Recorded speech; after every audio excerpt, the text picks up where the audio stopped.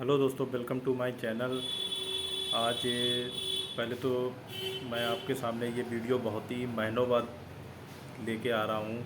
इसका रीज़न क्या है मैं ये भी बताऊँगा।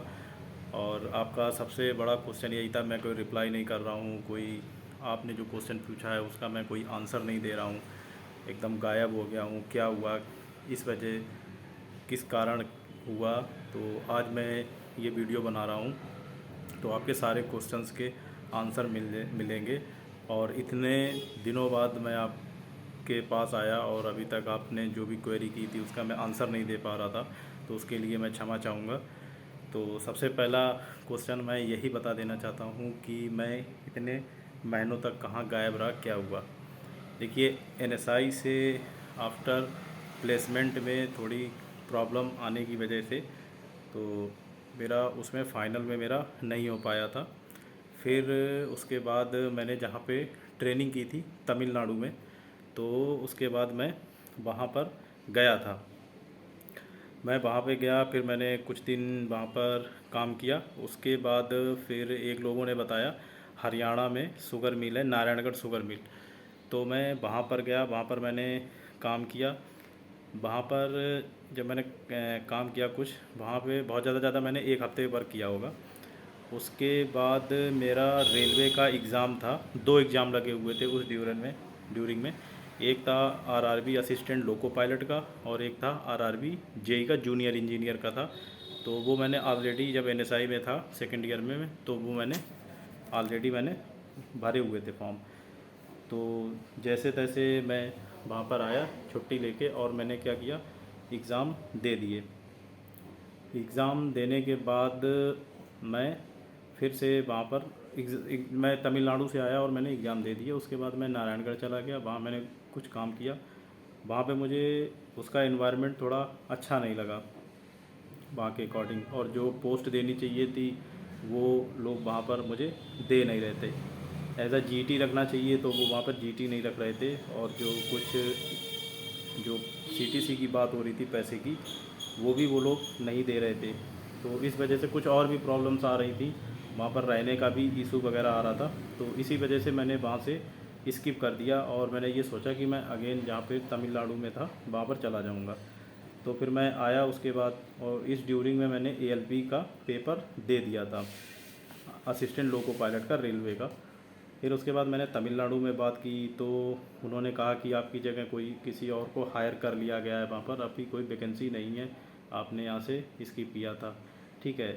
उसके बाद मैंने इधर उधर और एक दो जगह हाथ पैर मारा, तो मुझे कोई सफलता वहाँ पर मिली नहीं कि मैं अगेन जाके शुगर मिल को इंडस्ट्री को ज्वाइन कर लूँ। फिर उसके बाद मेरे पास कोई चारा नहीं था, मैं क्या करता। फिर उसी दौरान आरआरबी जेई का जूनियर इंजीनियर का दिसंबर में पेपर होने को था, 25 दिसंबर के आसपास, 25 से 28 दिसंबर के आसपास पेपर होने को था। तो मैंने वो आरआरबी जेई का पेपर दे दिया, ठीक है। आरआरबी जेई का पेपर देने के बाद फिर उसके बाद इधर उधर जॉब के लिए ट्राई कर रहा था, अपने फ्रेंड सर्किल में भी पूछा। प्रॉब्लम क्या आ रही थी कि जस्ट नवंबर में हमारा जो क्रसिंग सीज़न होता है वो स्टार्ट हो चुका था, तो इसलिए वहाँ पर कोई भी वैकेंसी थी नहीं कि जो कुछ था, तो जो नया सीज़न आएगा 2025 से 26, उसमें ही हम लोग मतलब वैकेंसी क्रिएट होगी, तभी आप वहाँ पर जा सकते हैं। और उसमें भी जाने में भी बहुत ही प्रॉब्लम आ सकती थी कि आप फ्रेशर हैं, अभी तक आपका एक्सपीरियंस नहीं था। अभी क्या था कि जस्ट पास आउट हुए हैं, तो हर कोई वहाँ पर आपको ईज़िली ले सकता था, या अगर आपकी थोड़ी बहुत जान पहचान हो तो आप ईज़िली वहाँ पर जा सकते हो। मेरा शुगर मिल से फैम किसी भी तरह का कोई कनेक्शन नहीं है, जो कुछ था एनएसआई के थ्रू होना था, वो मैंने अपना जैसे भी हो पाया मैंने किया। तो उसके बाद फिर जब मार्च मंथ आया, ऐसे देखते देखते, और प्रिपरेशन मैंने एग्ज़ाम दे ही रखे थे एएलपी का, जेई का। फिर ये आपका मार्च के एंड में, फरवरी एंड में आरआरबी एएलपी का रिज़ल्ट आया। फाइनली मेरा सिलेक्शन उसमें सीबीटी 1 में हो गया, सीबीटी 1 मैंने पास कर लिया। अब मेरे पास ये था कि सीबीटी 2 के लिए तैयारी करनी थी, जिसमें सिर्फ उन्होंने 15 दिन का टाइम दिया था। तो मैंने सोचा चलो गवर्नमेंट जॉब हो जाएगी तो बेटर रहेगा प्राइवेट के सेक्टर से। फिर उसके बाद मैंने सीबीटी 2 के लिए प्रिपरेशन करना स्टार्ट कर दिया मार्च मंथ में। मार्च में पेपर होना था, 15 मार्च को पेपर होना था उसका CBT 2 का। जब मैं पेपर देने गया वहाँ पर पेपर कैंसिल हो गया, लीक हो गया। उसके बाद फिर 1 महीना एक्सटेंड हो गया। जब ये 1 महीना एक्सटेंड हुआ उसमें क्या था, RRB JEE का पेपर आ गया था, जूनियर इंजीनियर का रिज़ल्ट आ गया था, सॉरी। तो रिज़ल्ट आ गया था मेरा, उसमें भी हो गया था RRB JEE में, CBT 1 में। तो मुझे कॉन्फिडेंस आ गया कि मेरा RRB JEE में हो गया है, अब बढ़िया रेलवे में हो जाएगा। फिर उसके बाद ALP का मैंने CBT 2 पेपर दिया अभी। तो CBT 2 का आंसर की वगैरह अभी आ चुकी थी, होने जा रहा है, लगभग 20 से 25 दिन होने जा रहा। तो CBT 2 की मैंने आंसर की देखी, उसमें भी मेरा कट ऑफ से काफ़ी ऊपर मार्क्स है, यानी CBT 2 मेरा क्लियर हो जाएगा। और RRB JEE का जो मैंने CBT 2 का पेपर दिया है, उसमें CBT 2 में मेरा जो पहले दिन पेपर हुआ था वो तो हुआ था, दूसरे दिन पेपर कैंसिल हो गया था, उसका अब होने वाला है। तो उसका अभी रिज़ल्ट नहीं आया है, बट CBT 2 में मेरे मार्क्स कुछ कम आ रहे हैं, तो उसमें ये लग रहा है कि JEE वाले में हो नहीं पाएगा। ठीक है, तो इधर रहा ALP वाला। तो ALP में जाने से पहले आई विज़न टेस्ट होता है, तो मैंने वो कराया था। वैसे तो उसमें परफेक्ट आई मांगते हैं, लेकिन मेरा 0.25 माइनस में पावर है, तो मैंने सोचा तब तक करेक्ट हो जाएगा, ड्राप डालेंगे या जैसे भी हो जाएगा, इतना कंसीडर कर लिया जाएगा। लेकिन अब कुछ रेलवे में चेंजेस आ गए हैं, आपको आई विजन सर्टिफिकेट वगैरह ये प्री अपलोडेड करना पड़ता है, तब आप CBT 3 दे पाएंगे। तो इस वजह से अब मुझे लग रहा है ALP का CBT 3 में जा नहीं पाएंगे। खैर, ये वाली जो ड्यूरेशन थी, खाली बैठ के मैं करता क्या, तो मैंने 2 एग्ज़ाम क्वालिफाई कर लिए रेलवे के। खैर, उसमें फ़ाइनल में मैं नहीं जा पा रहा हूँ, तो अभी मैं अब शुगर इंडस्ट्री फिर से मैं अगेन ज्वाइन करने वाला हूँ जल्दी ही।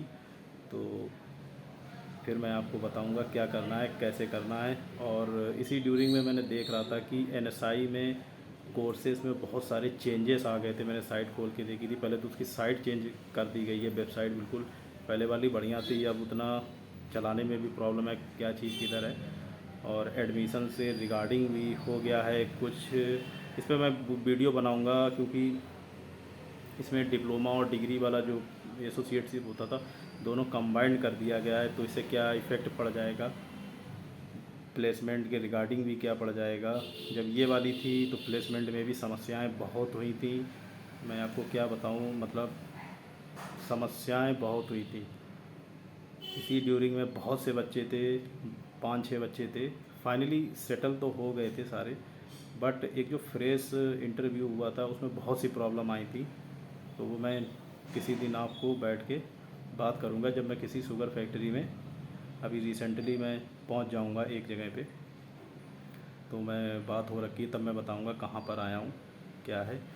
मतलब इसी मंथ में हो जाएगा फाइनल, लास्ट मंथ तक हो जाएगा, वो लोग बुला लेंगे, तो तब मैं आपको बताऊंगा। तो यही कारण था मैं किस लिए नहीं, तो थोड़ा मेरे फैमिली में भी बहुत प्रॉब्लम चल रही थी मेडिकल इशू की वजह से, तो उसके रिगार्डिंग भी ये प्रॉब्लम क्रिएट हो रही थी। अभी भी मैं ये जो वीडियो बना रहा हूँ, मैं अभी दिल्ली में हूँ, आया हुआ हूँ एक जगह, तो मैं वहीं पर हूँ। तो मैंने सोचा आप लोगों को एक मैसेज कन्वे कर दूँ। मैं देख रहा था बार बार आप लोग रिप्लाई कर, वो क्वेश्चन कर रहे थे, और मैं आपको रिप्लाई नहीं कर पा रहा था, क्योंकि मैं अपने में ही बहुत ज़्यादा फंस चुका था कि फैमिली, मेडिकल इशू और अपना, और ये फाइनल में जाने के बाद गवर्नमेंट जॉब में 2 जगह से फाइनली, अभी रिज़ल्ट तो नहीं आया, बट अपने आप से लग रहा है कि फ़ाइनल में, एक में मेडिकल की वजह से, एक में कुछ मार्क्स कम होने की वजह से मैं नहीं आ पाया। थोड़ा वो भी इशू रहता है, सबको लगता है कि मेहनत करने के बाद फाइनल में अगर किस्मत साथ नहीं देती है, दोबारा शुगर इंडस्ट्री ही ज्वाइन करनी है, तो मैं करूँगा, और फिर जैसा होगा मैं आपको बताऊँगा।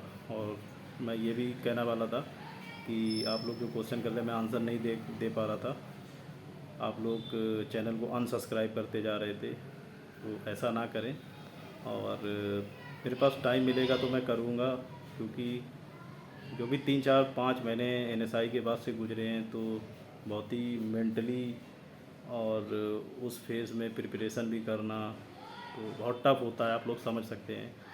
और ये कोई सेमेस्टर वाइज पेपर नहीं होता है कि आपने रट लिया, एक दिन लिख लिया, इसके लिए महीनों की मेहनत होती है। मेरे साथ कई बच्चे एग्ज़ाम दे रहे थे, आधे तो मेरे फ्रेंड जो शुगर मिल में हैं, वो यही कह रहे थे कि तुमने 3 महीने में ये एग्ज़ाम क्रैक कैसे कर लिए थे। अब जो इंसान 3 महीने में गवर्नमेंट एग्ज़ाम क्रैक कर ले रहा था, तो क्या वो प्लेसमेंट के लायक ऐसा नहीं था कि किसी कंपनी को सूटेबल नहीं लगेगा कि उसको हायर कर लें। जहाँ पे ट्रेनिंग करने गया था उन्होंने तक ऑफ़र दिया था और मैं वहाँ पर गया था ज्वाइन करने। बहुत सी चीज़ें हुई थी प्लेसमेंट में, जो मैं आपको बताऊंगा। बहुत सी चीज़ें हुई थी, और जो आप लोग सोच रहे थे 100% प्लेसमेंट की, तो 100% की तो गारंटी नहीं है, फिर भी होता है। आप अपने आप में कैपेबल रहिए, और मैं यही कहना चाहूँगा। चैनल को लाइक शेयर सब्सक्राइब करिए। आपके जो क्वेश्चन आंसर होंगे मैं बताऊँगा, और चैनल को आप देखिए।